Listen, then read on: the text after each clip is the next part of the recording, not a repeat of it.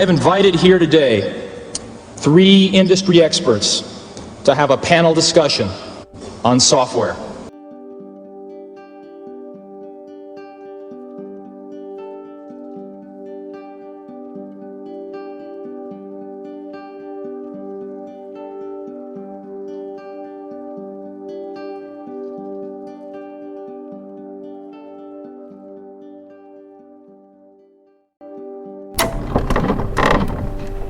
Software CEOs, could I please ask you to introduce yourselves? Hi, Fred Gibbons, President of Software Publishing Corporation.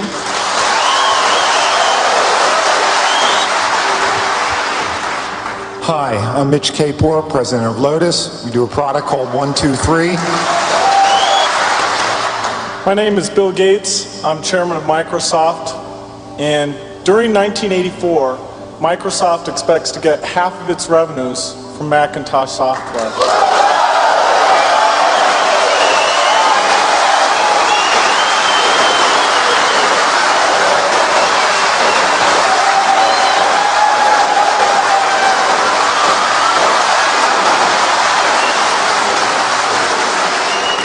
Software magnate number 3. When was your first date with Macintosh? We've been working with the Mac for almost 2 years now, and we put some of our really good people on it. Software CEO number 3. Will Macintosh be the 3rd industry standard? Well, to create a new standard, it takes something that's not just a little bit different. It takes something that's really new and really captures people's imagination. And the Macintosh, of all the machines I've ever seen, is the only one that meets that standard.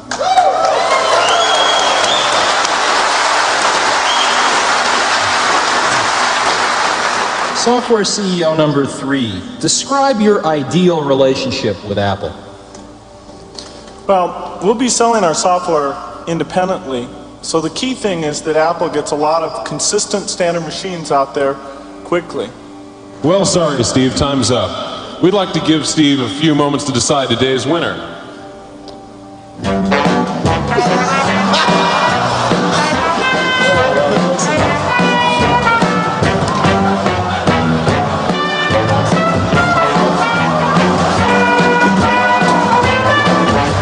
Okay, Steve, who's the winner? Apple's are red, IBM's blue. If Mac's going to be the 3rd milestone, I need all of you.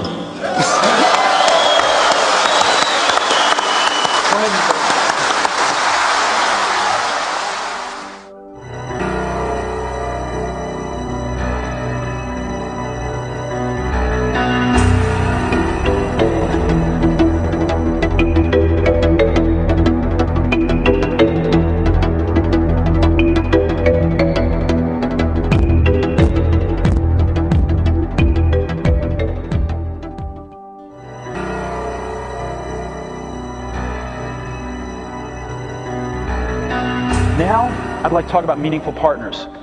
Apple lives in an ecosystem, and it needs help from other partners. It needs to help other partners. And relationships that are destructive don't help anybody in this industry as it is today. So, during the last several weeks, we have looked at some of the relationships, and one has stood out as a relationship that hasn't been going so well, but had the potential, I think, to be great for both companies. The discussions actually began because there was some patent disputes, and rather than, I know. Rather than repeating history, I'm extremely proud of both companies that they have resolved these differences in a very, very professional way. And I happen to have a special guest with me today via satellite downlink. And if we could get him up on the stage right now.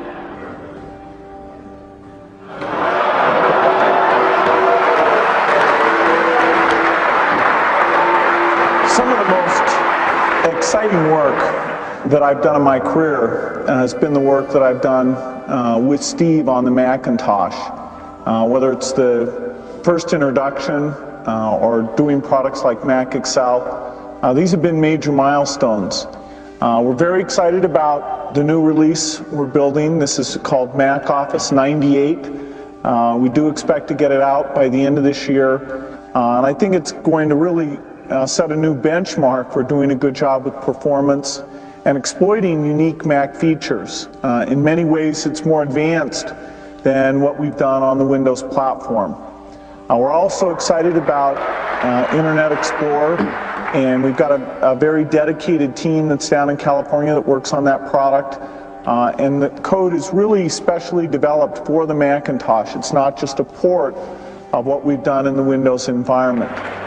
We look forward to the feedback from all of you as we move forward doing more Macintosh software. Thanks.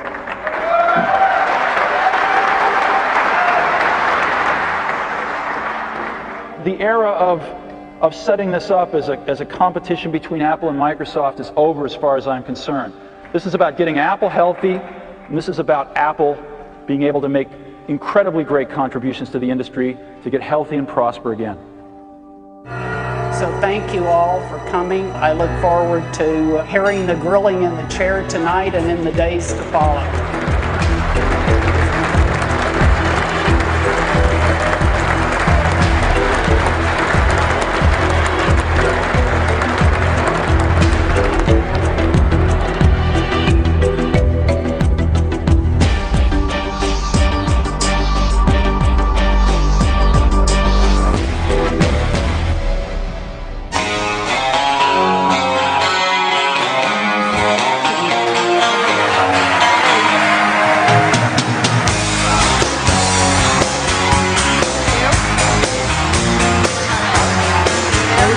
Why don't you sit here? You can sit here. Well, thank you. Before we get started, I think there were some pioneers. Of course, we have the pioneers here on stage, but there were some other really important pioneers in the video we just saw, and a couple of them are here in the audience. So, Mitch Kapor, who is a regular at D, could you just stand up and wherever you are? There he is.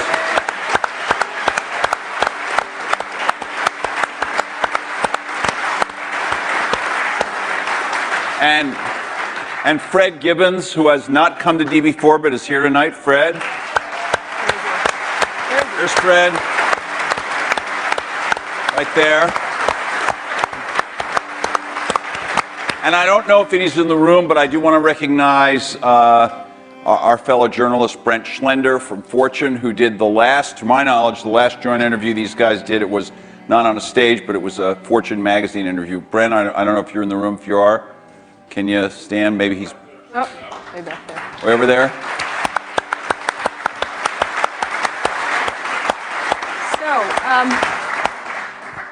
So let's get started. I wanted to ask, there's been a lot of mano catfight kind of thing in a lot of the blogs and the press and stuff like that. And we wanted to, the first question I was interested in asking is what you think each has contributed to the computer and technology industry, starting with you, Steve, for Bill, and vice versa. Well, Bill built the first software company in the industry, and I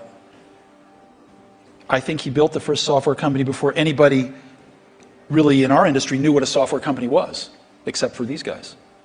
And that was huge. That was really huge. And the business model that they ended up pursuing turned out to be the one that worked really well, for the industry. Mm-hmm. So I think, but the biggest thing was Bill was really focused on software before almost anybody else had a clue that it was really the software. That's what I see. I mean, a lot of other things you could say, but that's the high order bit.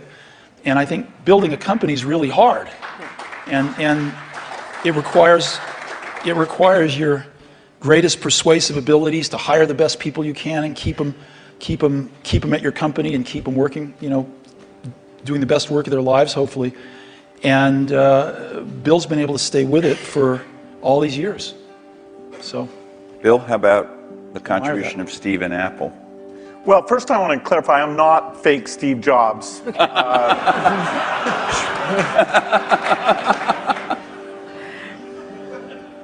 what Steve's done is quite phenomenal. You know, if you look back to 1977, that Apple II computer, the idea that it would be a mass market machine, you know, the bet that was made there by Apple uniquely, there were other people with products, but the idea that this could be an incredible empowering phenomena, Apple pursued that dream. You know, then one of the most fun things we did was the Macintosh, and that was so risky. You know, people may not remember that Apple really bet the company. Lisa hadn't done that well, and you know, some people were saying, okay, that general approach wasn't good. But the team that Steve built, even within the company, to pursue that, even some days it felt a little ahead of its time. I don't remember that Twiggy disk drive. 128K. Yeah. And the Twiggy disk drive. Yes. Steve gave a speech once, which is one of my favorites, where he talked about, in a certain sense, we build the products that we want to use ourselves. And you know, so he's really pursued that with incredible taste and elegance that has had a huge impact on the industry. And his ability to always come around and figure out where that next bet should be has been phenomenal. You know, Apple literally was failing when Steve went back and reinfused the innovation and risk-taking that have been phenomenal. So the industry's benefited immensely from his work. We've both been lucky to be part of it, but you know, I'd say he's contributed as much as anyone. We've also both been incredibly lucky to have had great partners that we started the companies with, and we've attracted great people. I mean, so everything that's been done at Microsoft and at Apple has been done by just remarkable people, none of which are sitting up here, you know, today. Well, not us. Well, you're sort of the not us. And You're in a way you're the stand-ins for all those other people. in a way we are. In a very tangible way. So Bill mentioned the Apple II in 1977 and 30 years ago, and there were a couple of other computers with which were aimed at the idea that average people might be able to use them. And looking back on it, a really average person might not have been able to use them by today's standards, but it certainly broadened the base of who could use computers. I actually looked at an Apple ad from 1978. It was a print ad that shows you how ancient it was, and it said thousands of people have discovered the Apple computer. Thousands of people. And it also said, you don't want to buy one of these computers where you put a cartridge in. I think that was a reference to one of the Atari or something. Oh, no. You want a computer you can write your own programs on. And so the world, and obviously people We had some very strange ads back then. We had one where it was in a kitchen, and there was a woman that looked like the wife, and she was typing in recipes on the computer with the husband looking on approvingly in the back. Yeah. Stuff like that. Yeah, how did that work for you? I don't think well. So, but just think back to, I know that you started Microsoft prior to 1977. I think Apple started the year before in 76. Microsoft in 74 was when we started writing 75. the basic. And then, then we did shipped the basic in 75. Okay. Most people, some people here, but I don't think most people know that there was actually some Microsoft software in that Apple II computer. Do you want to talk about what happened there, or how that occurred? Yeah, there'd been the Altair and a few other companies, actually about 24 that had done various machines, but the 77 group included the PET, TRS-80, Commodore. and Commodore PET, TRS-80, and the Apple II. The original Apple II Basic, the integer Basic, we had nothing to do with, but then there was a floating point one where, and I mostly worked with Woz on that. Let me tell this story. Okay. So Woz, my partner, we started out with this guy named Steve Wozniak, brilliant guy. He writes this basic that is like the best basic on the planet. It does stuff that no other basic's ever done. You don't have to run it to find your error messages. It finds them when you type it in and stuff. It's perfect in every way, except for one thing, which is it's just fixed point, right? It's not floating point. And so getting a lot of input that people want this basic to be floating point. And like, we're begging Woz, please, please make this floating point. Who's we? How many people are in Apple? Well, me. Yeah. We're begging Woz to make this floating point, and he just never does it. You know, and he wrote it by hand on paper. I mean, you know, he didn't have an assembler or anything to write it with. It was all just written on paper, and he'd type it in. He just never got around to making a floating point. Well, this is one of the mysteries of life. I don't know, but he never did. And so, you know, Microsoft had this very popular, really good floating point basic that we ended up going to them and saying, help. And how much was the, I think you were telling us earlier? That was $31,000. That Apple paid you for the floating point basic. And I flew out to Apple. I spent 2 days there getting the cassette. The cassette tapes were the main ways that people stored things at the time. Right. And, you know, that was fun. I think the most fun is later when we worked together. Well, what was the most fun? Tell the story about the most fun that was later. And maybe later, not the most fun. Let him talk. I'm teasing. Well, you know, Steve can probably start it better. The team that was assembled there to do the Macintosh was a very committed team. And there was an equivalent team on our side that just got totally focused on this activity. Jeff Harber's, a lot of incredible people. And we really had bet our future because on the Macintosh being successful, and then hopefully graphics interface in general being successful. But first and foremost, the thing that would popularize that being the Macintosh. And so we were working together, the schedules were uncertain, the quality was uncertain, the price. When Steve first came up, it was going to be a lot cheaper computer than it ended up being, but that was fine. So you worked in both places, in both? Well, we were in Seattle, and we fly down there. But Microsoft, if I remember correctly, from what I read, wasn't Microsoft one of the few companies that were allowed to even have a prototype of the Mac at the time? Well, what's interesting, what's hard to remember now, is that Microsoft wasn't in the applications business then. They took a big bet on the Mac because this is how they got into the apps business. I mean, Lotus dominated the apps business on the PC back then. Right, we had done just Multiplan, which was a hit on the Apple II. And then Mitch did an incredible job betting on the IBM PC, and 123 came in and, you know, ruled that part of the business. So the question was, what was the next paradigm shift that would allow for an entry? WordPerfect, we had Word, but WordPerfect was by far the strongest in word processing, DBase, and database. And Word was that was a kind of a DOS text. All of these products I'm saying were DOS-based products, because Windows wasn't in the picture at the time. Right. That's more in the early 90s that we get to that. And so we made this bet that the paradigm shift would be graphics interface, and particularly that the Macintosh would make that happen with 128K of memory, 22K of which was for the screen buffer, 14K was for the operating system. So it was 14K. Yeah. 14K. Yeah. The original Mac operating system was 14K. 14K that we had to have loaded when our software ran. So when the shell would come up, it had all the 128K. The OS was bigger than 14K. It was in the 20s somewhere. I see. So when we ship these computers now with, you know, a gigabyte, 2 gigabytes of memory, and nobody remembers 128K. I remember that. I remember paying a lot of money for computers with 128K in those days. So the two companies worked closely on the Mac project because you were maybe not the only, but the principal or one of the principal software creators for it, right? Is that right? Well, Apple did the Mac itself, but we got Bill and his team involved to write these applications. And we were doing a few apps ourselves. We did Mac Paint and Mac Draw and stuff like that. But Bill and his team did some great work. Now, in terms of moving forward, after you left and your company grew more and more strong, what did you think was going to happen to Apple after sort of the disasters that occurred after Steve left? Well, Apple's fate hung in the balance.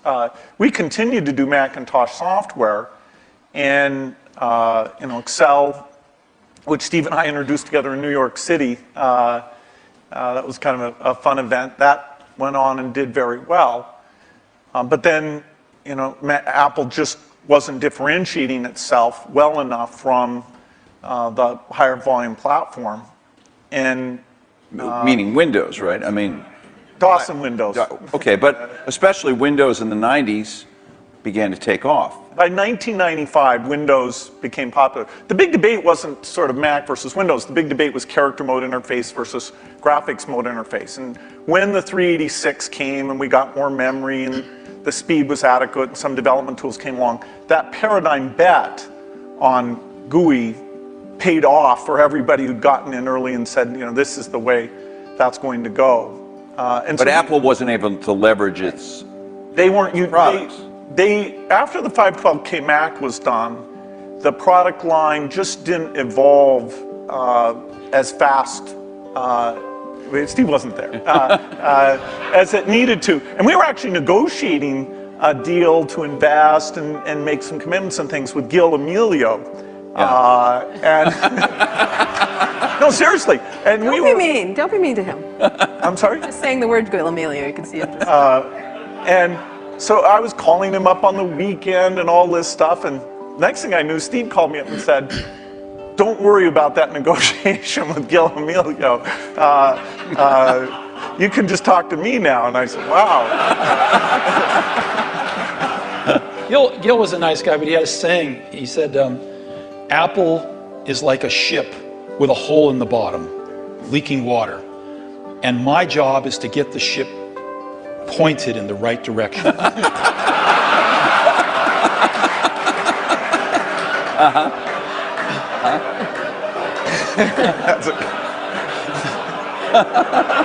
Okay. So, and meanwhile, through all this, I want to get back to the thing we saw in 1997 at Macworld there, but Windows was just going great guns. Windows 95, to whatever extent earlier versions of Windows had not had all the features, all the GUI stuff that the Mac had, Windows 95 really was an enormous, enormous leap. Yeah, Windows 95 is when graphics interface became mainstream and when the software industry realized, wow, this is the way applications are going to be done. And it was amazing that it was ridiculed sort of in 93, 94. It was not mainstream. And then in 95, the debate was over. It was kind of just a common sense thing. And it was a combination of hardware and software maturity getting to a point that people could see it. So, I don't want to go through every detail, the whole history of how you came back, but Thank you. You had, but you in that video we all saw, you said you had decided that it was destructive to have this competition with Microsoft. Now, obviously, Apple was in a lot of trouble, and I presume that there was some tactical or strategic reason for that, as well as just wanting to be a nice guy, right? Apple was in very serious trouble, and what was really clear was that if the game was a zero-sum game where for Apple to win, Microsoft had to lose, then Apple was going to lose. But a lot of people's heads were still in that place. Why was that from your perspective? Well, a lot of people's heads were in that place at Apple, and even in the customer base, because Apple had invented a lot of this stuff, and Microsoft was being successful, and Apple wasn't, and there was jealousy and this and that. There was just a lot of reasons for it that don't matter. But the net result of it was there were too many people at Apple and in the Apple ecosystem playing the game of, for Apple to win, Microsoft has to lose. And it was clear that you didn't have to play that game, because Apple wasn't going to beat Microsoft. Apple didn't have to beat Microsoft. Apple had to remember who Apple was, because it had forgotten who Apple was. And so to me, it was pretty essential to break that paradigm. And it was also important that Microsoft was the biggest software developer outside of Apple developing for the Mac. And so it was just crazy what was happening at that time. And Apple was very weak. And so I called Bill up and we tried to patch things up. Yeah, and since that time, we've had a team that's fairly dedicated to doing the Mac applications, and they've always been treated kind of in a unique way so that they can have a pretty special relationship with Apple. And that's worked out very well. In fact, every couple years or so, there's been something new that we've been able to do on the Mac, and we have it's a great business for us. And it's actually, the relationship between the Mac development team at Microsoft and Apple is a great relationship. It's one of our best developer relationships. And do you look at yourself as rivals now today as this landscape has evolved? And we'll talk about the internet landscape and everything else and other companies that have come forward. But how do you look at yourselves in this landscape today. Because you are competitors in certain ways, which We watch is the American way, we right? watch the commercials. And you get annoyed at each other from Although time you know to what? time. I have to confess, I like PC Guy better. Yeah, he's great. I like him. You know, other the guy, I wanna art of those, hop in the art of those Yes, sir. commercials is not to be mean, but it's actually for the guys to like each other.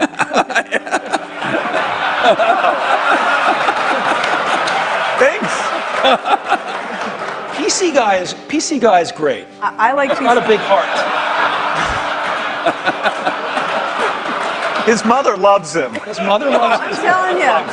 I like PC Guy totally much better. Wow. I do. I don't know why. He's endearing. The other guy's PC Guy's what makes it all work, actually. All right.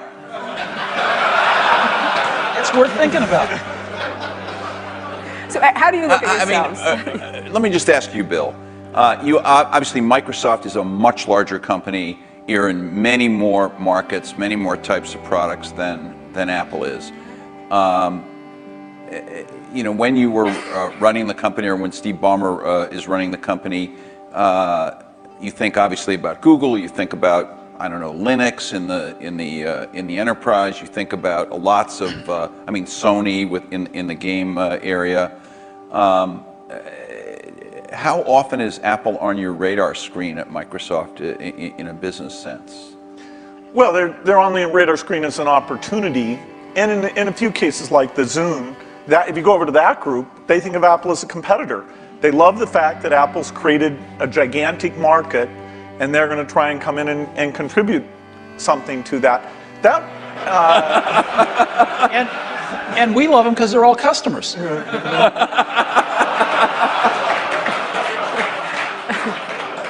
I have to tell you, I was actually told by Jay Allard, I'm serious, that because of the nature of the processor, the development platform they used to develop a lot of the software for the Xbox 360 was Macs.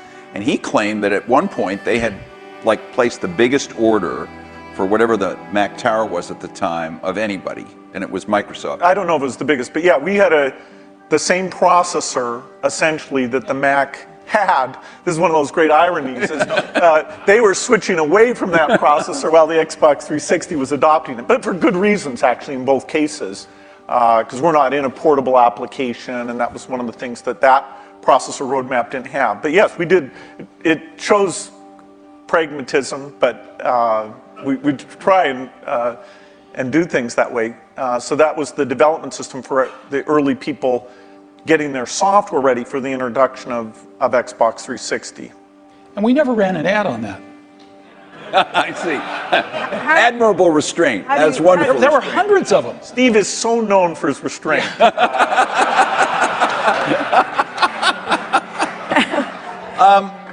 How do you look at Microsoft from an Apple perspective? I mean, you compete in computers and. You could say you don't compete. The era of destructive whatever whatever you said in 1997, but you think you're consciously aware of what they're doing with Windows. You followed Vista closely, I think. What's really interesting is, and we talked about this earlier today. If you look at the reason that the iPod exists and that Apple's in that marketplace, it's because these really great Japanese consumer electronics companies who kind of owned the portable music market for a long, invented it and owned it, couldn't do the appropriate software, couldn't conceive of and implement the appropriate software. Because an iPod's really just software. It's software in the iPod itself, it's software on the PC or the Mac, and it's software in the cloud for the store. And it's in a beautiful box, but it's software.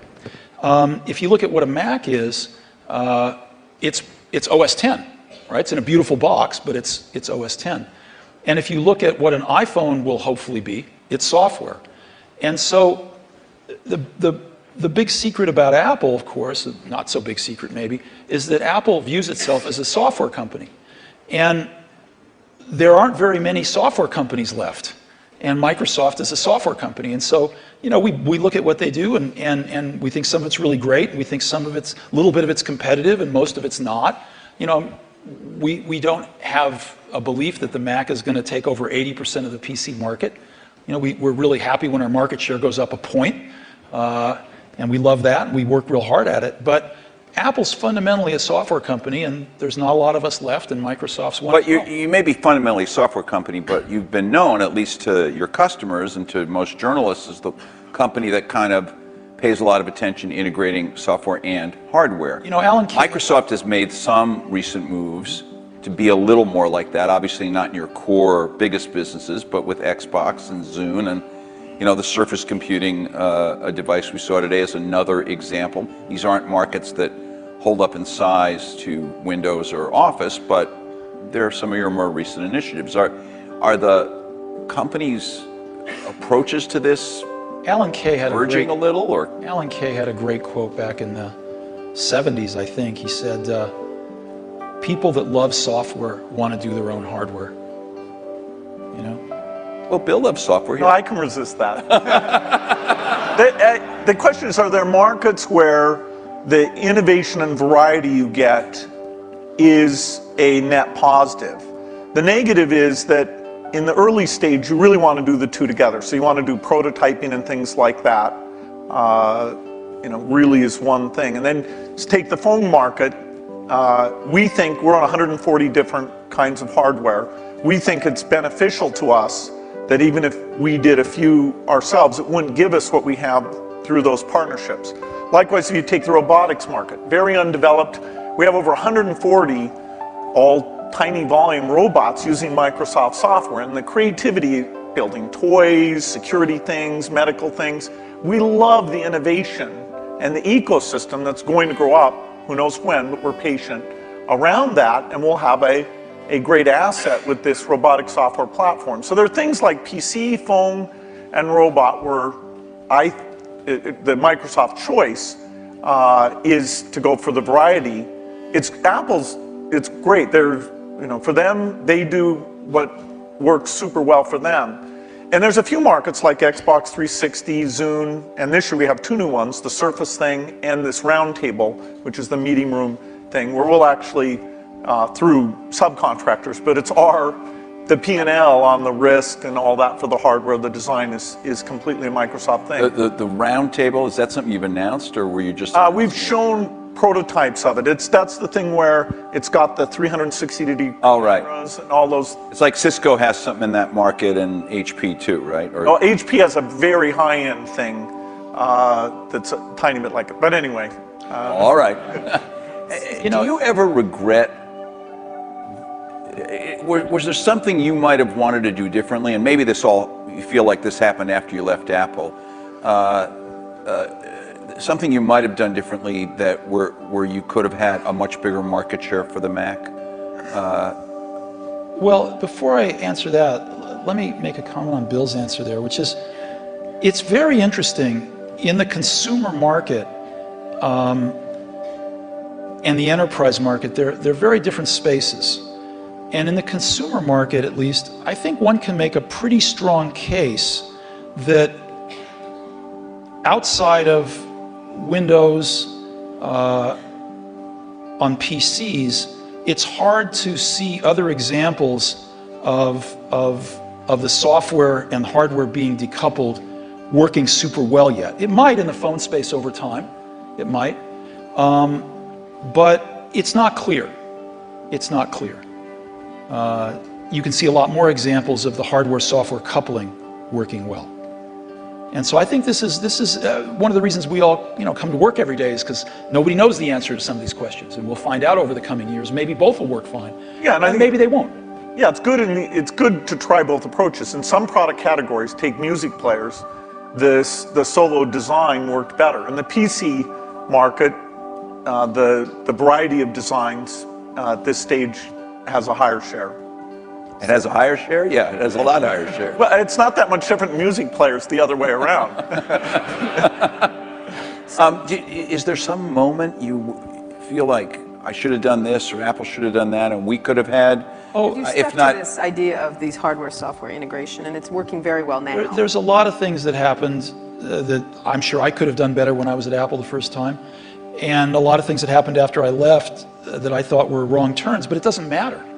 It really doesn't matter, and you kind of got to let go of that stuff, and we are where we are. So we tend to look forward, and one of the things I did when I got back to Apple 10 years ago was I I gave the museum to Stanford and all the papers and all the old machines and kind of cleared out the cobwebs and said, let's stop looking backwards here.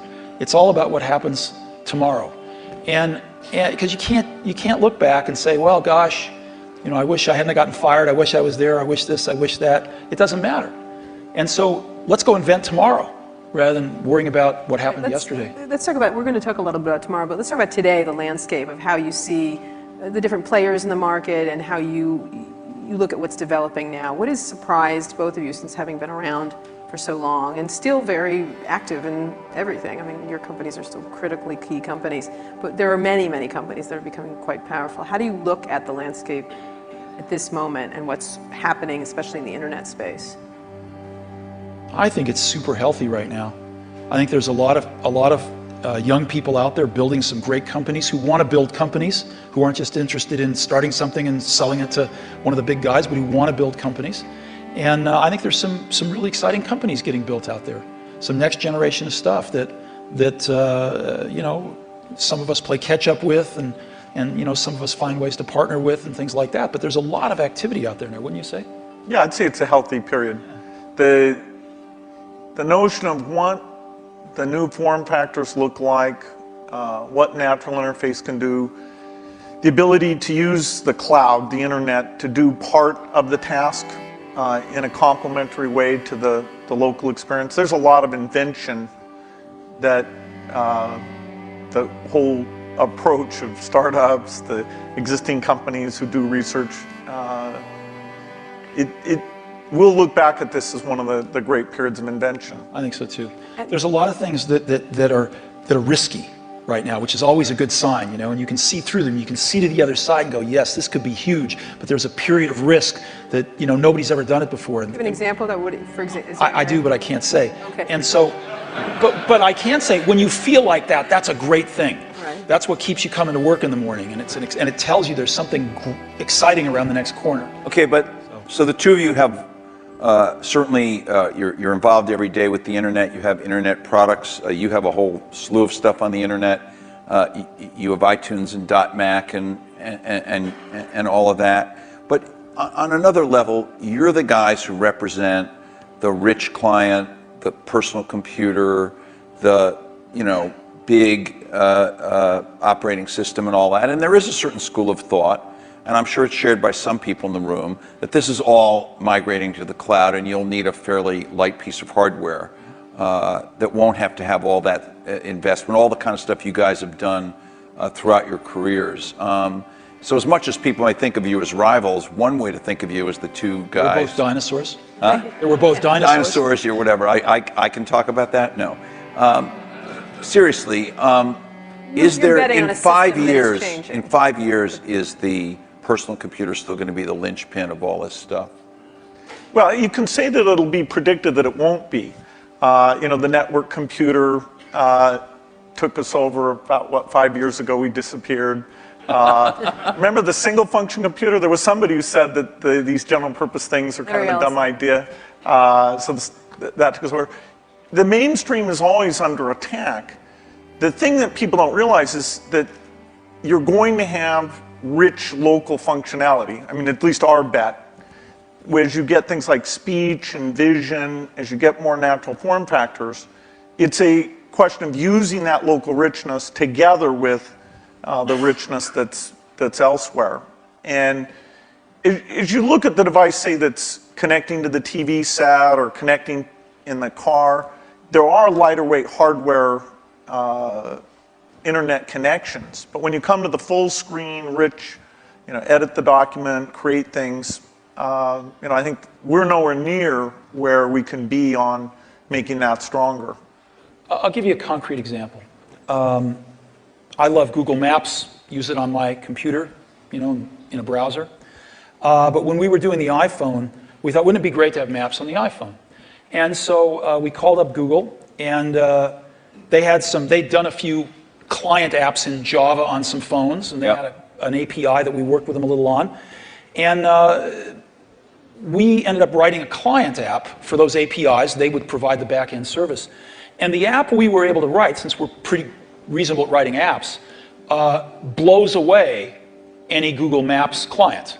Just blows it away. Same set of data coming off the server, but the experience you have using it is unbelievable. It's way better than the computer. And just in a completely different league than what they'd put on phones before. And you know, that client is the result of a lot of technology on the client, that client application. So when we show it to them, they're just blown away by how good it is. And you can't do that stuff in a browser.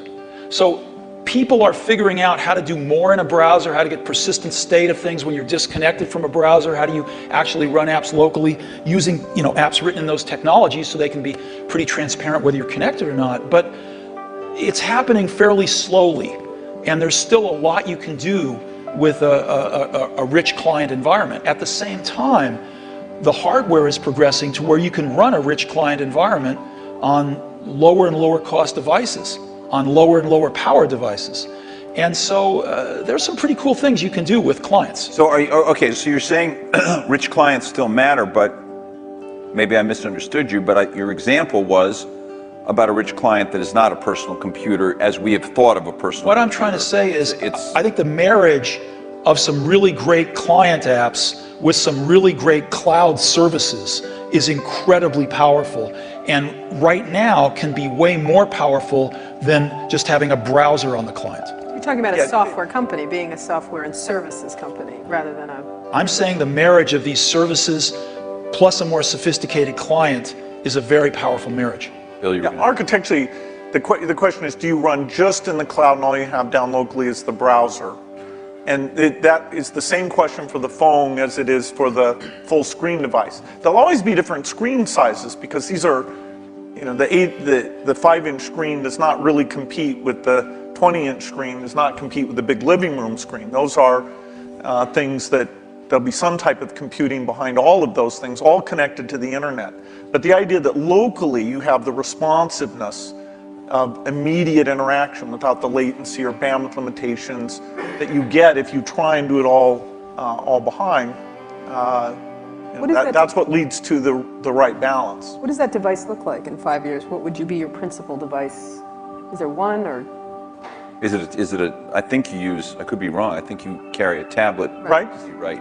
Which has not necessarily stormed the world yet. Yeah, this is like Windows 1992, I think. That is, I'm unrepentant on my belief. Okay, but to go back to Kara's point, what would you each imagine that you would carry as your principal, let's say, thing to do? I mean, the Jeff web Hawkins and showed a very lightweight email device and all that kind of stuff. Yeah, I don't know if you guys saw, but Jeff Hawkins showed a Linux-based, a very small. I think he called it a companion to a smartphone today. A phone companion. It sounded a little naughty, frankly. It doesn't matter, you weren't there, but what would you think you each would be? I assume you carry a tablet PC. I don't know what brand it is. Maybe you change them up. I don't know. You obviously carry a MacBook Pro, I would guess, or a MacBook. Yeah, well, and an iPhone. And an iPhone. You have one? I do. Right here? Yes. Well, he has when he took it out before. Really? He Sorry. flashed his iPhone earlier today. Anyway, go ahead. So what is your device? What's your device in 5 years that you rely on the most? I don't think you'll have one device. I think you'll have a full screen device that you can carry around, and you'll do dramatically more reading off of that. Yeah, I mean, I believe in the tablet form factor. I think you'll have voice, I think you'll have ink, you'll have some way of having a hardware keyboard and some settings for that. And then you'll have the device that fits in your pocket, which the whole notion of how much function should you combine in there. You know, there's navigation computers, there's media, there's phone. Technology is letting us put more things in there, but then again, you really want to tune it so people know what they expect. So there's quite a bit of experimentation in that pocket-sized device. But I think those are natural form factors, and that we'll have the evolution of the portable machine and the evolution of the phone will both be extremely high volume, complementary. That is, if you own one, you're more likely to own the other. And then at home you'd have a setup that they all plug into? Well, at home, you'll have your living room, which is your 10-foot experience, and that's connected up to the internet.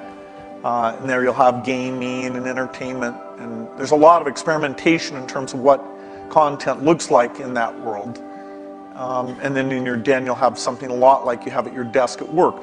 You know, the view is that every horizontal and vertical surface will have a projector, so you can put information. You know, your desk can be a surface that you can sit and manipulate things. Can I please have a room in my house that doesn't have a screen and a projector in it? You bet. Thanks. The bathroom. That's the perfect place for it, actually. So what's your 5-year outlook at the devices you'll carry? You know, it's interesting. The PC has proved to be very resilient. Because as Bill said earlier, I mean, the death of the PC has been predicted every few years. And here, when you're saying PC, you mean personal computer in general, not just Windows PCs. I mean personal computer in general. And you know, there was the age of productivity, if you will, you know, the spreadsheets and word processors, and that kind of got the whole industry moving. And it kind of plateaued for a while, was getting a little stale, and then the internet came along, right? And everybody needed more powerful computers to get on the internet. Browsers came along, and it was this whole internet age that came along, access to the internet. And then some number of years ago, you could start to see that the PC, that was taken for granted, things had kind of plateaued a little bit, and innovation-wise at least. And then I think this whole notion of the PC, we called it the digital hub, but you can call it anything you want, sort of the multimedia center of the house, started to take off with digital cameras and digital camcorders and sharing things over the internet and kind of needing a repository for all that stuff. And it was reborn again as sort of the hub of your digital life. And you can sort of see that there's something starting again. It's not clear exactly what it is, but it will be the PC maybe used a little more tightly coupled with some back-end internet services and some things like that. And of course, PCs are going mobile in an ever greater degree. So I think the PC is going to continue, this general purpose device is going to continue to be with us and morph with us, whether it's a tablet or a notebook or a big curved desktop that you have at your house or whatever it might be. So I think that'll be something that most people have, at least in this society. In others, maybe not, but certainly in this one. But then there's an explosion that's starting to happen in these, what you call post-PC devices, right? And you call the iPod one of them. There's a lot of things that are not... You can get into trouble for using that term. I want you to know that. What? I'm kidding. Post-PC devices. Why?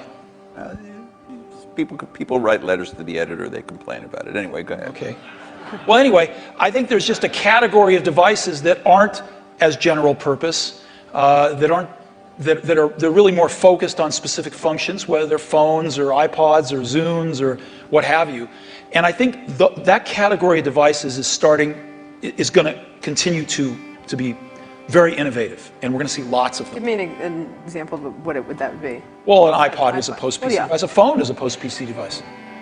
Is the iPhone and are some of these other smartphones, and I know you believe that the iPhone is much better than these other smartphones at the moment, but are these things, aren't they really just computers in a different form factor? I mean, when you say we use the word phone, it sounds like... We're getting to the point where everything's a computer in a different form factor. So what?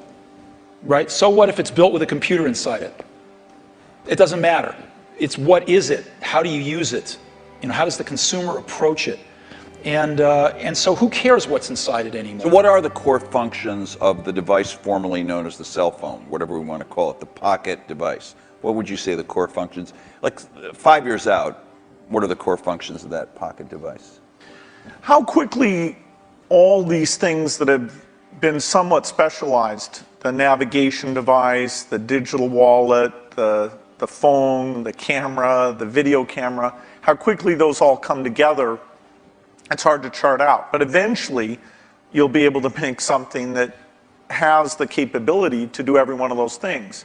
And yet, given the small size, you still won't want to edit your homework or edit a movie on the screen of that size. And so you'll have something else that lets you do the reading and editing and those things. Now, if we could ever get a screen that would just roll out like a scroll, then you might be able to have the device that did everything. Well, in the very first D conference, we had these guys from E-Ink here. Yeah. I'm sure you've both talked to them.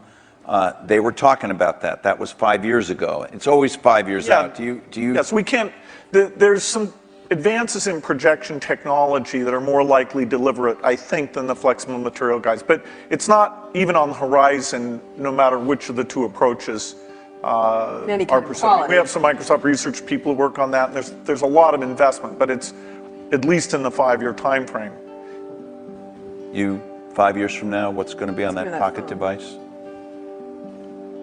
I don't know. And the reason I don't know is because I wouldn't have thought that there would have been maps on it 5 years ago. But something comes along, gets really popular, people love it, get used to it, you want it on there. So people are inventing things constantly, and I think the art of it is balancing what's on there and what's not on there, is the editing function. And clearly, most things you carry with you are communications devices. You want to do some entertainment with them as well, but they're primarily communications devices, and that's what they're going to be. Outside of the computing area, what are the exciting areas in the internet space at all that you're looking at that you find that's interesting to each of your companies and in general for you? Any kind of social networking, any kind of the wikis, those kind of things we've talked about in the past today, essentially.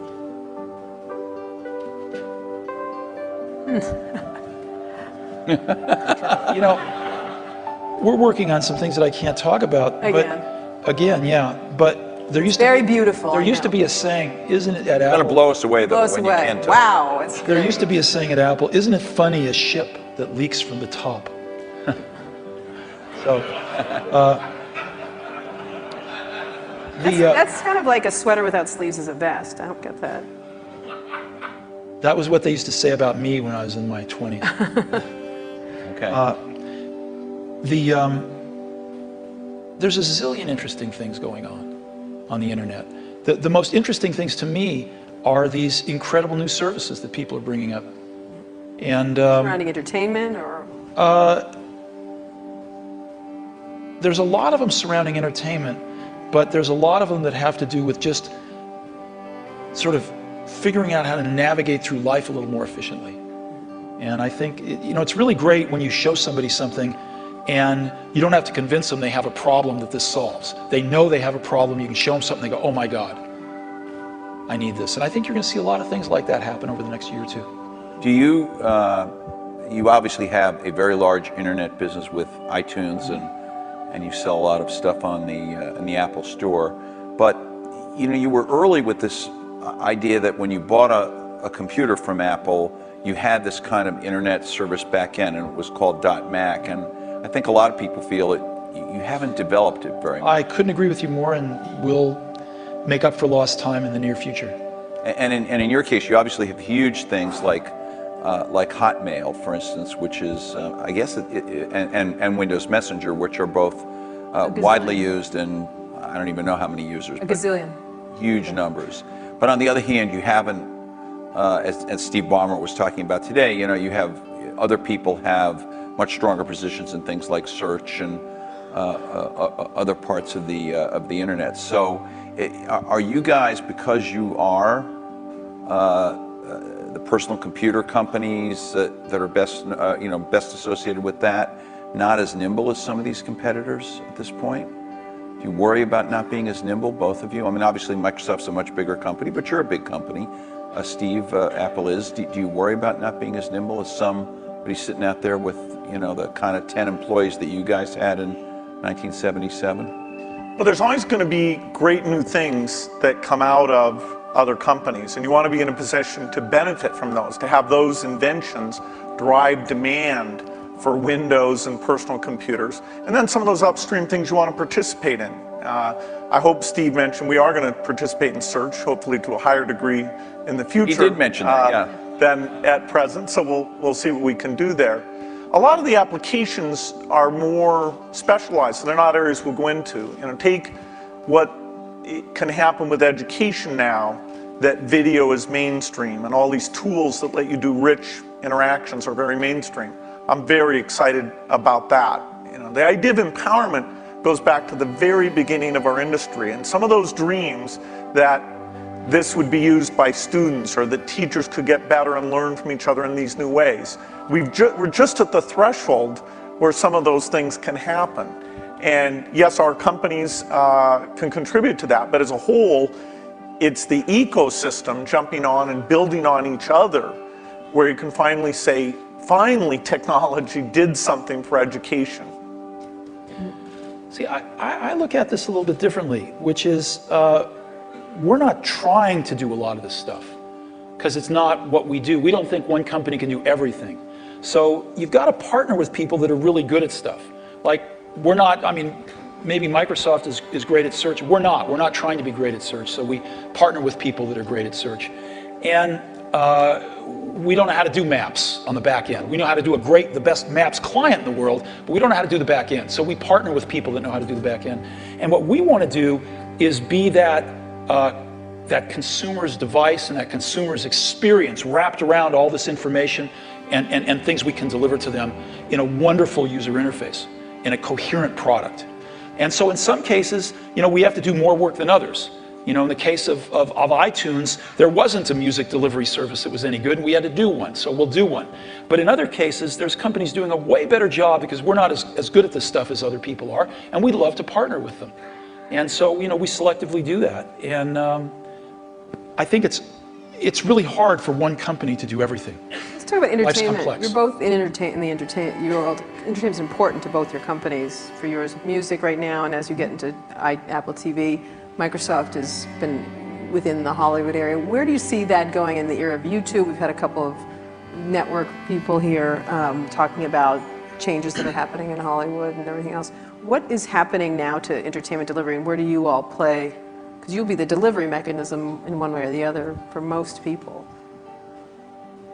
Well, the big milestone is where the delivery platform is the internet, and so you bring the richness and the interactivity. I think you can get a little bit of a glimpse of the future of TV more from looking at community type things like Xbox Live, where people are talking to each other, finding friends, watching things together, talking about those things. That, as you map that onto genres like educational shows or sports shows or watching the Olympics or the elections, that ability to navigate becomes very, very powerful. And we're not an entertainment company. Yes, we do Halo, which is this big video game, but by and large, we're a platform. And so it's the tough software things, whether it's the speech or the ink or the deep graphics, that's where things that take 10 years to get done, the IPTV stuff, the foundation there, it took 10 years to get it done. Now it's finally coming to fruition, and we have people like AT&T betting their company on putting that together. So we're just at the start of having a scale entertainment delivery vehicle both through PCs, unfortunately not connected up to the TV set in most cases, but that's a point of innovation. And now things like IPTV and Xbox that are connected up in the living room. Steve, you were today, Bill, you weren't here, but Steve showed a new function of Apple TV that brings YouTube directly to the TV. Is there going to be more of that from you? Do you see yourself, the way Bill says, as an enabler of entertainment, or? Well, putting aside your Disney role, but your Apple. I think people want to enjoy their entertainment when they want it and how they want it, on the device that they want it on. So ultimately, that's going to drive the entertainment companies into all sorts of different business models. And that's a good thing. If you're a content company, that's a great thing. More people wanting to enjoy your content more often in more different ways, that's why you're in business. But the transitions are hard sometimes. And the music industry, it turned out that the internet got fast enough to download songs pretty easily. There was no legal alternatives, and maybe they made some bad choices in how they reacted to that. But they're still trying to make the transition to a very different way of doing business, or ways of doing business, while they're under attack from piracy. And we can all highlight some of the mistakes that have been made, but still, it's a tough job. And Hollywood, I think, has watched what's happened in music, learned some things to do, some things not to do. But they're still trying to map this out. How do they make some of these transitions, some new business models, different platforms, allowing their customers way more freedom on when they want to watch stuff and how they want to watch it. And I think there's a tremendous amount of experimentation and thought going on that's going to be good, that's going to be really good, if you're a content owner. Can I ask about the user interface of the personal computer for a minute? Vista has just come out, which is your best version of Windows you've done, has some UI improvements in it. You're about to do yet another version of the Mac OS called Leopard in the fall, which, from what you've shown publicly, at least so far, has some improvements. But fundamentally, these are still the kind of file icon, folder icon, drop-down menu. I know I'm minimizing. There's a lot of other things. There's gadgets and widgets and all kinds of other cool things in there now. But you can see that it's still all built on what you started with, what Xerox did research on. Is there in the offing in the next 4 or 5 years, is it possible there's a new paradigm for organizing the user interface of the personal computer? Let's leave cell phones and things out for a minute, but just the personal computer, Bill. One of the things that's been anticipated for a long time is when 3D comes into that interface. And there was a lot of experimentation, sites on the internet where you kind of walk around and meet people. But in fact, the richness, the speed, it just didn't sustain itself.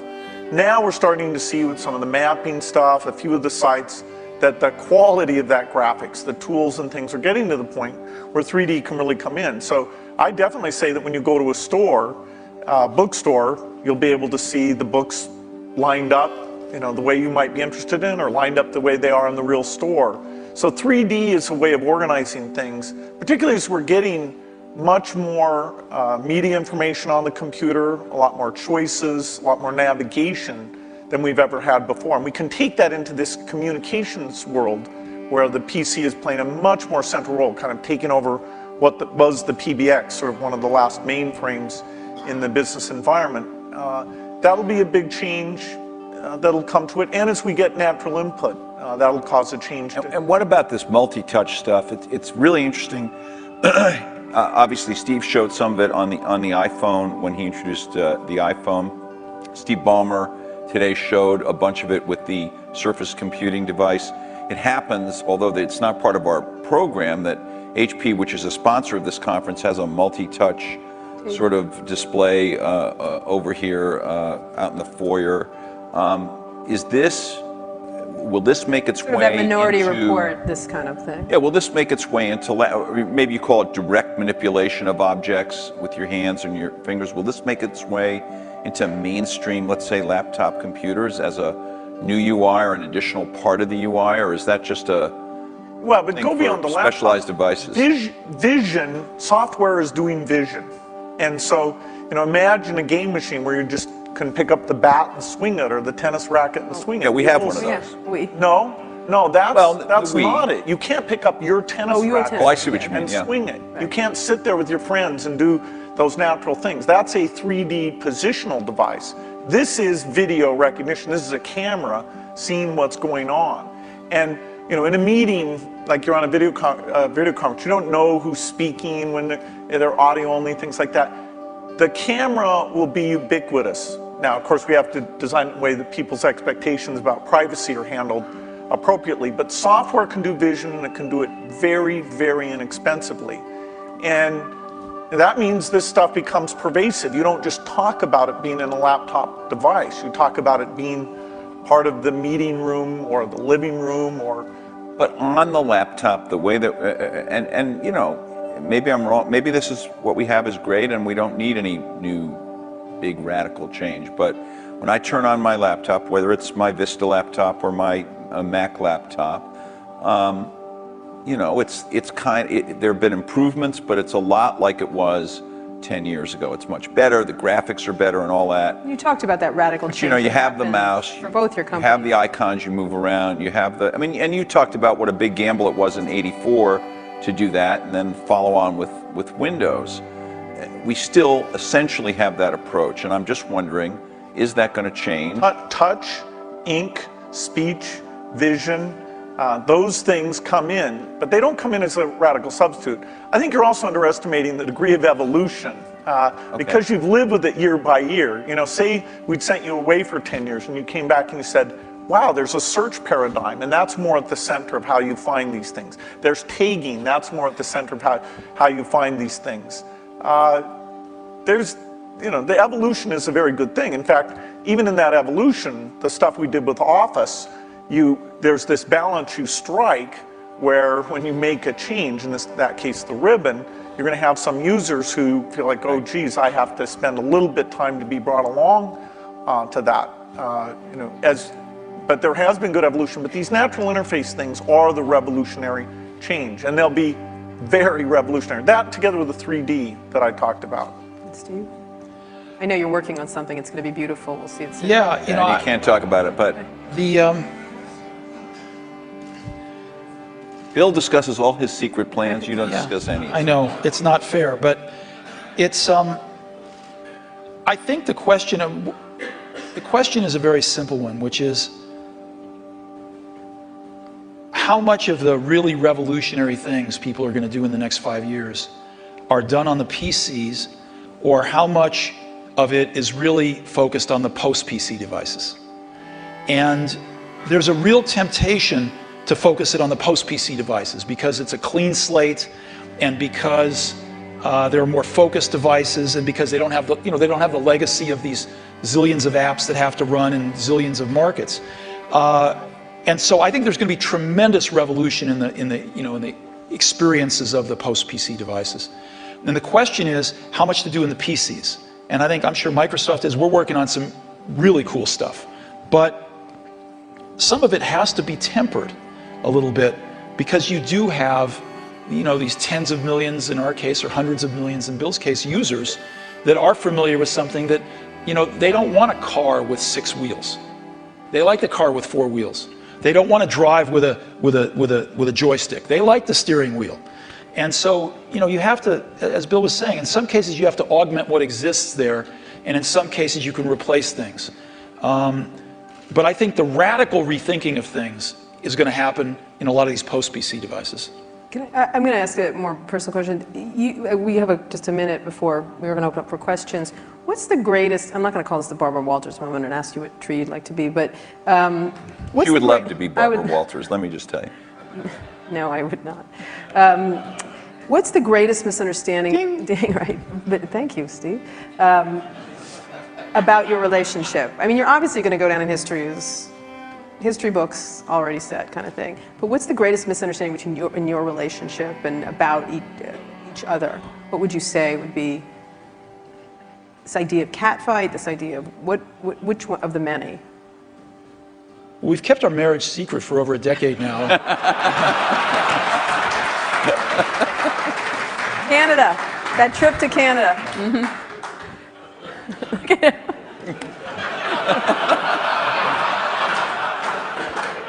Was there? I don't think either of us have anything to complain about in general.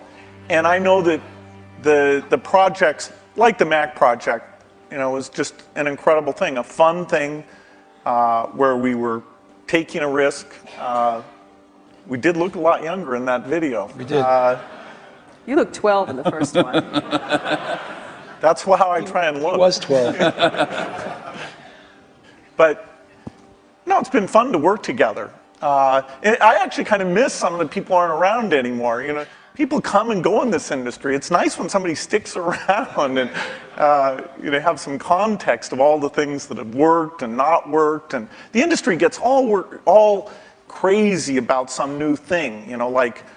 There's always this paradigm of the company that's successful is going to go away and stuff like that. It's nice to have people seeing the waves and waves of that, and yet been willing when it counted to take the risk to bring in something new. Has it been important? One last question, and then we'll go to the audience. He didn't answer us because he just said this. I have an answer. He only talked about his secret gay marriage. So. I thought that was your answer. No, that wasn't my answer.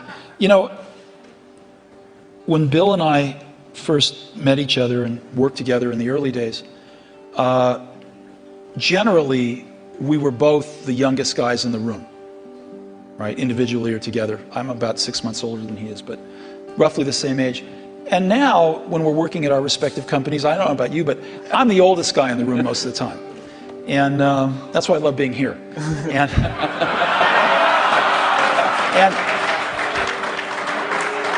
so happy to oblige. Happy to oblige. And you know, I think of most things in life as either a Bob Dylan or a Beatles song. But there's that one line in that one Beatles song, you and I have memories longer than the road that stretches out ahead. And that's clearly true here. Well, you know what? I think we should end it there. Let's just end it there. I'm having a little tear right here. Thank you. Thank you very much. Thank you so much. Thank you.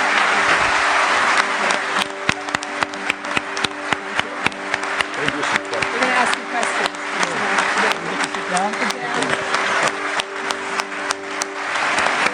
Oh, standing O. Have we ever had a standing O here? No. I don't know. Toilet. No.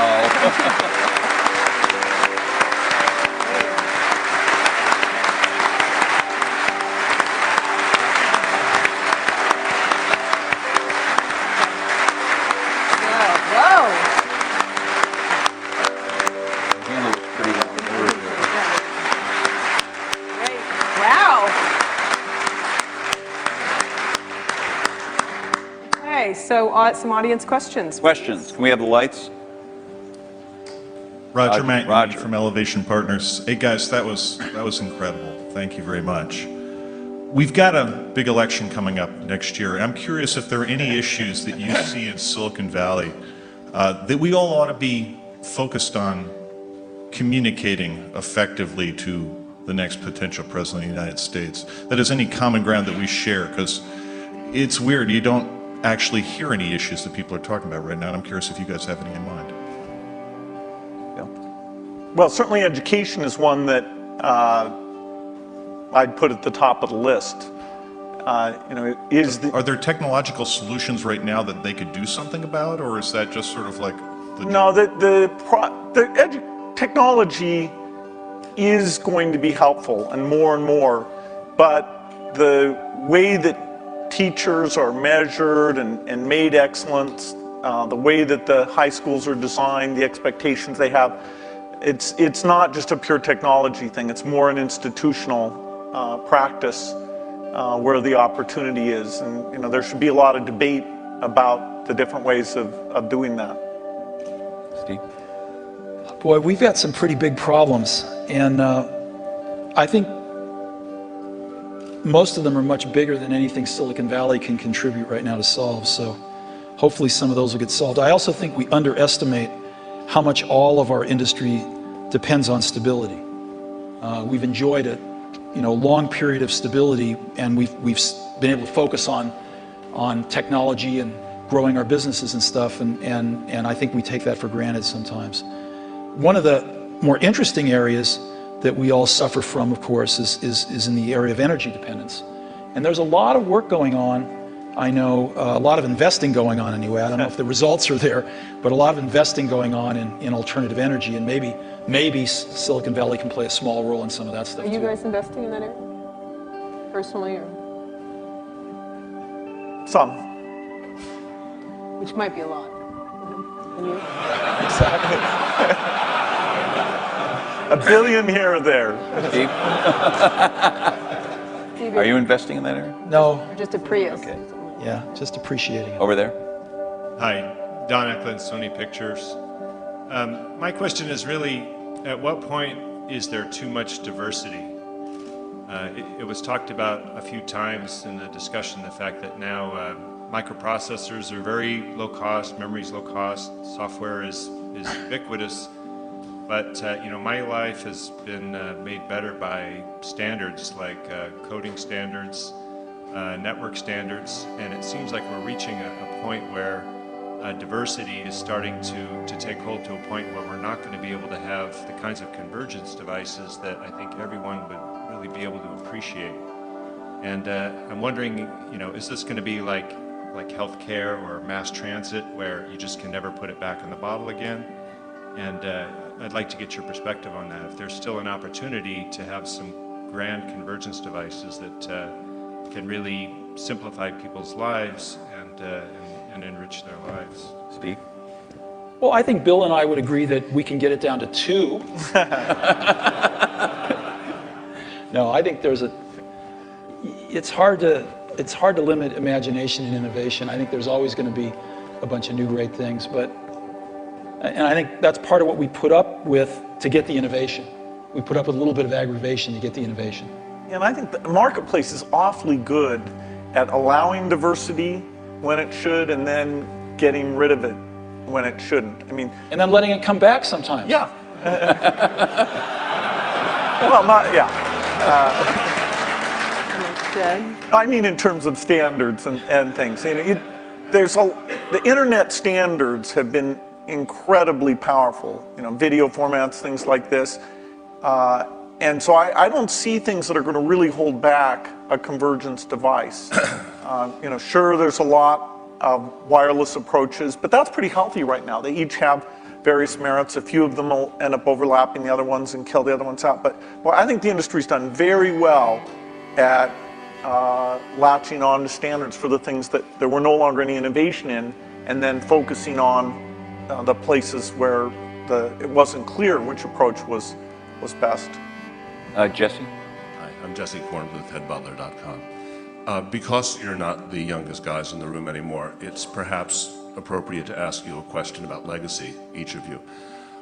Bill, even your harshest critic would have to admit that your philanthropy work is, you know, planet-shaking, incredible, and could be, if you make it, a second act so amazing that it would dwarf what you've actually done at Microsoft.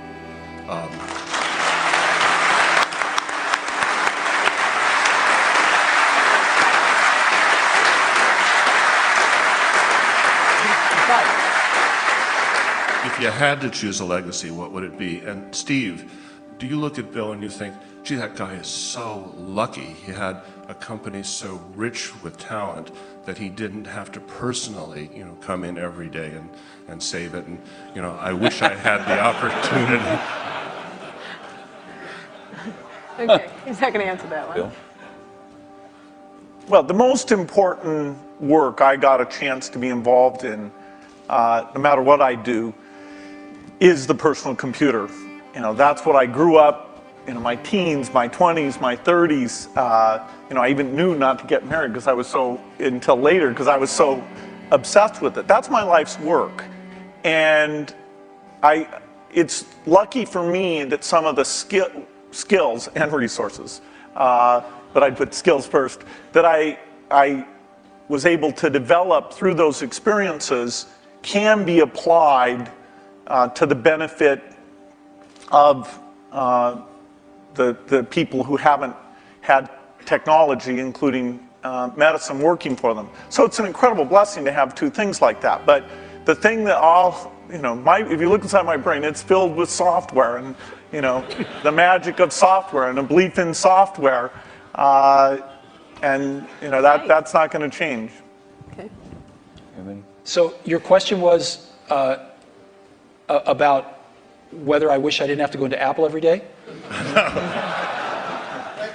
No, if you envied Bill a bit, this second act that he has. Oh, no, I think it's I think the world's do anything else, I think the world's a better place because Bill realized that his goal isn't to be the richest guy in the cemetery. Right? That's a good thing. And so he's doing a lot of good with the money that he made. You know, I'm sure Bill was like me in this way. I mean, I grew up fairly middle class, lower middle class, and I never really cared much about money. And Apple was so successful early on in life that I was very lucky that I didn't have to care about money then. And so I've been able to focus on work and then later on my family. And I sort of look at us as two of the luckiest guys on the planet because we found what we loved to do and we were at the right place at the right time. And we've gotten to go to work every day with super bright people for 30 years and do what we love doing. And so it's hard to be happier than that. You know, your family and that. What more can you ask for? And so I don't think about legacy much. I just think about being able to get up every day and go in and hang around these great people and hopefully create something that other people will love as much as we do. And if we can do that, that's great. I think the middle. Yeah. Thanks, Steve and Bill. Rob Kelly. I'm here with my business partner, We've got a 100-person internet media business. I'm wondering what would be the single most valuable piece of advice you'd give us to even attempt to create some of the value that you guys have done in both your very impressive companies. I think actually, maybe in both cases, correct me if I'm wrong, the excitement wasn't really seeing the economic value. Even when we wrote down at Microsoft in 1975, a computer on every desk and at every home, we didn't realize, oh, and we'll have to be a big company. Every time I thought, oh God, can we double in size? Geez, can you manage that many people? Will that feel fun still? And so every doubling was like, okay, this is the last one. And so the economic thing wasn't at the forefront. The idea of being at the forefront and seeing new things and things we wanted to do, and being able to bring in different people who are fun to work with, eventually with a pretty broad set of skills, and figuring out how to get those people, those broad skills to work well together has been one of the greatest challenges. I've made more of my mistakes in that area maybe than anywhere, but eventually getting some of those teams to work very well together. So it's, I think it's a lot about the people and the passion, and it's amazing that the business worked out the way that it did. Yeah. People say you have to have a lot of passion for what you're doing, and it's totally true. And the reason is because it's so hard that if you don't, any rational person would give up.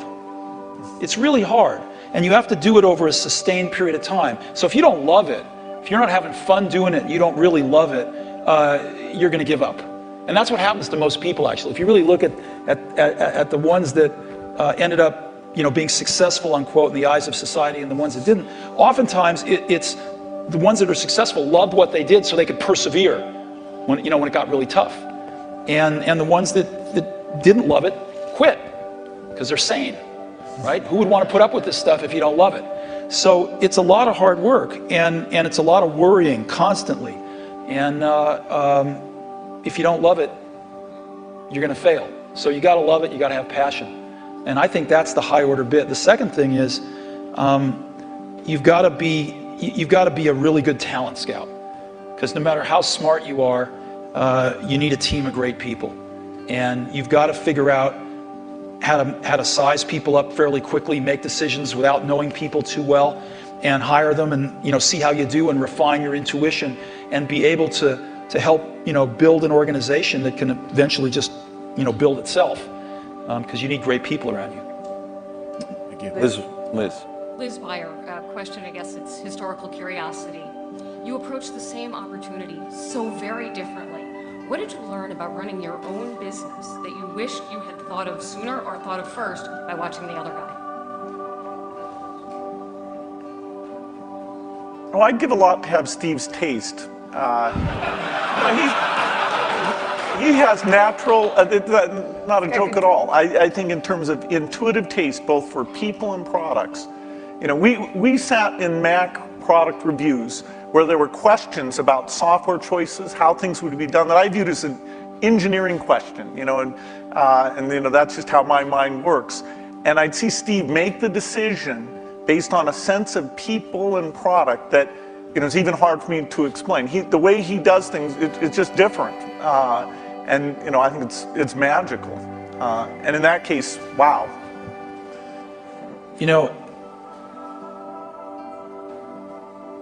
Because Woz and I started the company based on doing the whole banana, we weren't so good at partnering with people. And actually the funny thing is, Microsoft's one of the few companies we were able to partner with that actually worked for both companies. And we weren't so good at that, as where Bill at Microsoft were really good at it, because they didn't make the whole thing in the early days, and they learned how to partner with people really well. And I think if Apple could have had that, a little more of that in its DNA, it would have served it extremely well. And I don't think Apple learned that until a few decades later. Last question. Right. Is there? This over here. I'm sorry, over here. Yeah, hi, Charlie Renner from Fidelity Investments. In our financial services industry, we are focusing very strongly on aging and retiring baby boomers, a huge demographic. We're not that old. Oh, no, I wasn't. The question is different from what it sounds like it's going to be. But most of the innovation that we see coming from computer and internet companies is kind of youth-oriented. And I'm just wondering if there are activities going on in your companies acknowledging what's going to be happening generationally. Not true. I'll give you one example. So we started building in video cameras into almost all our computers a few years ago. And the response by people of all ages, but in particular seniors, has been off the charts. Because they're buying these things now, and they're buying them for their grandkids, their sons and daughters with their grandkids, so they can stay in touch with their grandkids, and they're video conferencing more than younger people are. And it's incredible what this has done. So that's just one simple example, but there's like dozens of them that have clicked with seniors that are living independently that want to stay in touch with extended families and do other things like that. Yeah, I think that it's a very good point when you look at the size of the market. And that's partly why it's great that there are all these companies out there who can see, okay, what would you do for seniors? I think natural user interface is particularly applicable here because the keyboard, we're sort of warped in that we grew up using the keyboard, and so it's extremely natural to us. But things like, and that's partly why when we showed the Surface computer, I showed it privately to a bunch of CEOs a couple weeks ago. I was kind of stunned by how blown away they were. But their ease of navigation is just not the same. And when they saw that, the idea that they could organize their photo album, it meant more to them than it did to me. I'll give you another example. We've got a little shy of 200 retail stores now. And one of the things the stores are doing is personal training now. It's called one-to-one. And we are up to now a run rate of 1 million personal training sessions. They last an hour per year. 1 million per year. You only started a little while ago, right? Yeah. We started about a year ago. And we're up to 1 million training sessions a year run rate now. And a lot of those folks, or some of them anyway, many of them are seniors. And they're coming in and they're spending an hour learning how to use Office, and they're spending an hour learning how to video conference. And they can basically come in as much as they want, and they can schedule these things throughout a year, and they pay $99, I think, a year for it. And it's been great. Last question. Now the last question over there. We all share a common science fiction experience of the metaverse or the Matrix, where we all could communicate without being in the same place. And by the way, thank you both for providing us the best platform so far to go to chat rooms or to all go to a MySpace. It's a far cry from these things that we see on Star Trek or the holodeck. What kinds of things can you imagine that are partway there that could be much better than the 3-window iChat that we might see in the next 5 or 10 years? Well, I don't think Steve's going to announce his transporter. I want Star Trek. Just give me Star Trek. No, I think short of the transporter, most things you see in science fiction are, in the next decade, the kinds of things you'll see. The virtual presence, the virtual world that both represents what's going on in the real world and represents whatever people are interested in. This movement in space as a way of interacting with the machine. I think the deep investments that have been made at the research level will pay off with these things in the next 10 years. Steve? I don't know. And that's what makes it exciting to go into work every day. Because there's, as we talked about earlier, this is an extraordinarily exciting time in the industry. And lots of new stuff happening. So, I can't even begin to think of what it's going to be like 10 years from now. Great. Thank you so much. Thank you so much. Thank you so much. It's great.